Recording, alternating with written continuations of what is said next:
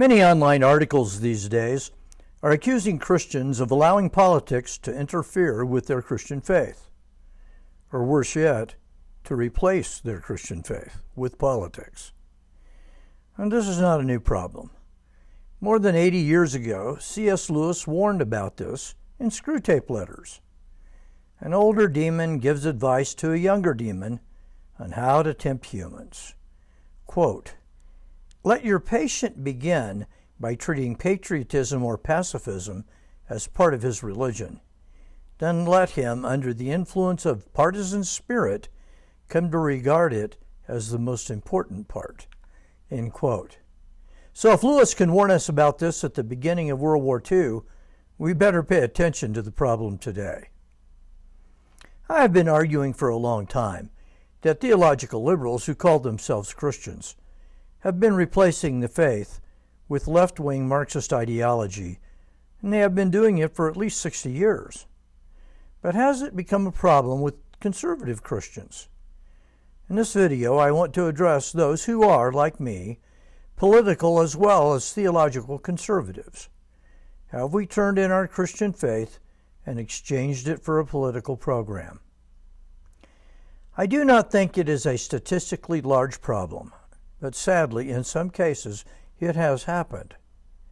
So how do you recognize it in others or yourself? What are the signs you are replacing your faith with politics? Ask yourself these 5 questions. Do I spend more time trying to persuade people to vote for so-and-so than to receive Jesus Christ as Savior? Are liberals people to be won to Christ or enemies to be vanquished? Number 3, do I trust government more than the sovereignty of God? Number 4, do I see myself primarily as a follower of Christ or a political conservative? And number 5, if conservative candidates lose the next election, do I consider that an unmitigated catastrophe?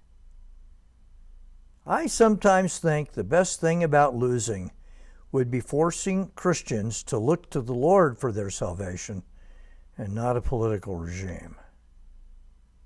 I should probably add one more question. Have you forgotten that very soon, maybe before the next election, Jesus Christ will come in all his glory and establish his kingdom on the earth? I am a very politically engaged person.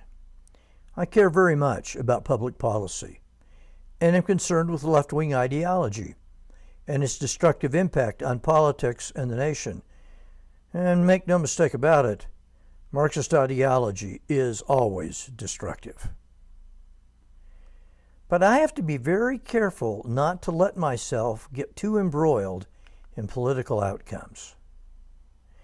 One of the greatest temptations Jesus faced was to politicize his ministry. It's what his disciples expected. To the end of his time on earth, his followers assumed his purpose was political, and that a momentous realignment of political forces was at hand. In Acts 1:6, this is after Jesus' death, after his resurrection, the disciples asked him, Is it now that you're going to drive out the Romans and establish a Jewish kingdom, with them in charge, of course? Their expectations were completely political.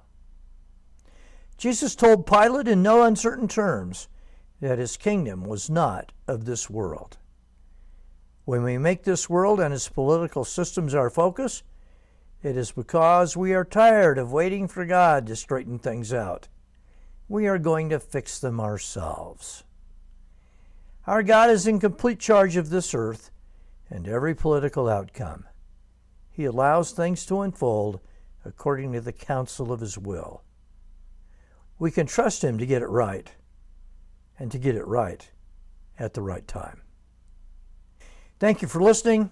May our God bless you this day in a mighty way.